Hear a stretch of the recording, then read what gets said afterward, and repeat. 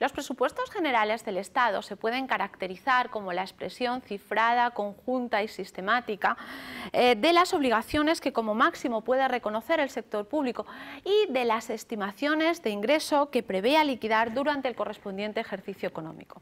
Desde esa descripción hemos de enfatizar a la hora de hablar de presupuestos generales del Estado de su importancia histórica.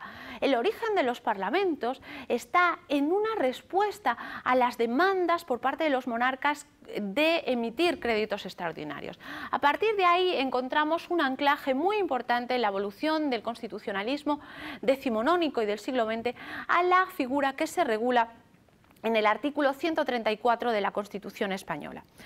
En esa regulación constitucional ya aparecían los principales principios vinculantes a los presupuestos generales del Estado, en especial el principio de competencia, el principio de anualidad, el principio de universalidad y el principio de especificidad. A la glosa de los mismos vamos a dedicar los siguientes minutos, no sin antes hacer una mención a cuál es el marco normativo explícito de la regulación de los presupuestos generales del Estado. Desde ese marco constitucional, la Ley 47/2003 de 26 de noviembre general presupuestaria se ha ocupado de regular y actualizar el marco normativo de los presupuestos generales del Estado. La Ley Orgánica 2/2012 de 27 de abril de estabilidad presupuestaria y sostenibilidad financiera ha adecuado esos principios constitucionales a las nuevas exigencias marcadas por el contexto de internacionalización de nuestra Constitución y por las exigencias marcadas por una coyuntura de recesión económica. Este elenco normativo se implementa anualmente en la Ley de Presupuestos. Concretamente, para el año 2013 hemos de citar la Ley 17/2012 de 17 de diciembre de Presupuestos Generales del Estado para el año 2013. Desde ese elenco normativo recapitulamos cuáles son los principios constitucionales de los presupuestos generales del Estado. En primer lugar, el principio de competencia, es decir, ¿quién está legitimado para la formación de los presupuestos generales del Estado? Pues bien, corresponde al Gobierno la elaboración de esos presupuestos generales del Estado y a las Cortes Generales su examen, enmienda y aprobación. Este principio de competencia lo hallamos o tenemos su antecedente en la Constitución de 1812, donde se hacía una expresa mención a la misma de una forma que se ha ido transmitiendo de constitución en constitución. El segundo de los principios es el principio de anualidad. Los presupuestos generales se elaboran anualmente, se presentan anualmente ante las Cortes Generales y, es más, los créditos aprobados limitan su vigencia a un solo ejercicio. Este principio de anualidad se complementa con lo estipulado en el apartado 4 del artículo 134, donde se establece que si la ley de presupuestos no se aprobara antes del último día del ejercicio económico vigente, se entenderán automáticamente prorrogados esos presupuestos hasta la aprobación de los nuevos presupuestos. Es decir, lo que se trata es de dotar de continuidad a la existencia de presupuestos para el funcionamiento del Estado. El siguiente principio al que hemos de hacer mención es el principio de universalidad. Por el mismo entendemos la necesidad de la consignación de la totalidad de los ingresos y de los gastos dentro de los presupuestos. Este principio de universalidad es una garantía de transparencia, de información a las Cortes Generales y a toda la opinión y a toda la ciudadanía de cuáles son los movimientos financieros de nuestras administraciones. Sirve para esa necesaria publicidad y permite la interdicción de otros principios, como por ejemplo la parafiscalidad o los gravámenes ocultos y la existencia de unos procedimientos no tasados que introducirían unas tasas de opacidad al funcionamiento de nuestro sistema económico. El siguiente principio que hemos de analizar es el principio de especialidad. El principio de especialidad exige la desagregación de las previsiones de ingreso y la especificación de las autorizaciones de gasto. Ese desglose del contenido de los presupuestos tiene su doble dimensión, en lo que afecta a los ingresos y en lo que afecta a los gastos. En lo que afecta a los ingresos nos indica la procedencia de los mismos, ya sea de tributos, ya sea de operaciones financieras, de operaciones patrimoniales, de transferencia entre diferentes órganos de la Administración.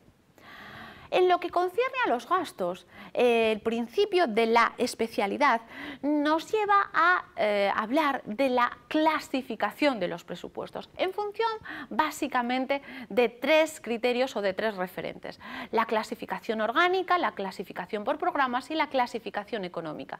La clasificación orgánica nos dice quién gasta tal disposición crediticia. La clasificación por programas nos dice en qué se gasta, es decir, los objetivos de cada una de esas partidas presupuestarias.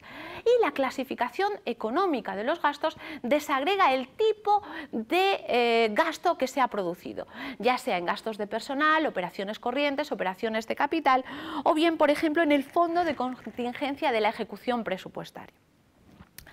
Desde esos preceptos pasamos a uno muy importante, el principio de la no afectación de ingresos y gastos. En derecho financiero, la afectación es la vinculación o el maridaje entre ingresos y gastos. Pues bien, en derecho presupuestario existe una prohibición, una interdicción de ese principio. Los ingresos obtenidos por el Estado se dedicarán a sufragar el conjunto, la totalidad de los gastos del mismo, sin que se pueda adscribir estos ingresos a unas ocupaciones finalistas. Únicamente y con carácter excepcional, marcadas por las leyes de presupuestos, este principio se podrá quebrar. Y finalmente, el principio de estabilidad presupuestaria. El apartado primero del artículo 135 dice que las administraciones adecuarán sus actuaciones al principio de estabilidad presupuestaria. ¿Qué es la estabilidad presupuestaria? Básicamente entendemos como una situación de equilibrio, de superávit presupuestario, y a ella nos conduce el marco normativo ahondado por la Ley Orgánica 2/2012 de 27 de abril de estabilidad presupuestaria y sostenibilidad financiera. Pues bien, desde este elenco de principios, ¿cuál es el procedimiento, el íter presupuestario?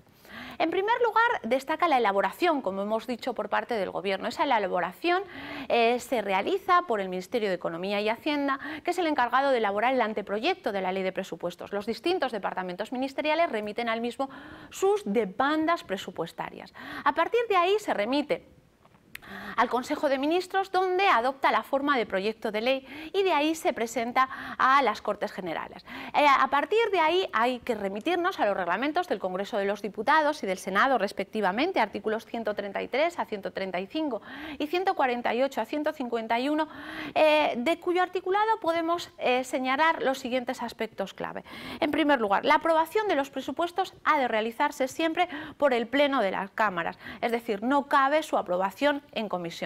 En segundo lugar, la tramitación de los presupuestos goza siempre de preferencia respecto a otros asuntos que estén tramitando las cámaras.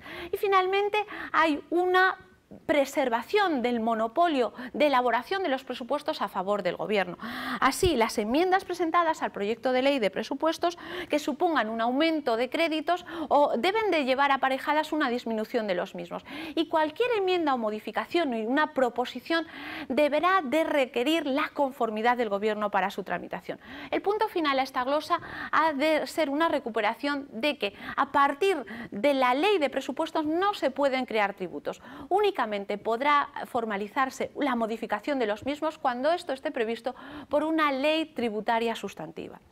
La reflexión con la que queremos acabar esta glosa de los presupuestos generales del Estado es la de la prioridad de la relación y elaboración de los presupuestos y de su ejecución para consolidar una senda de recuperación de la recesión económica actual en España y en el contexto internacional.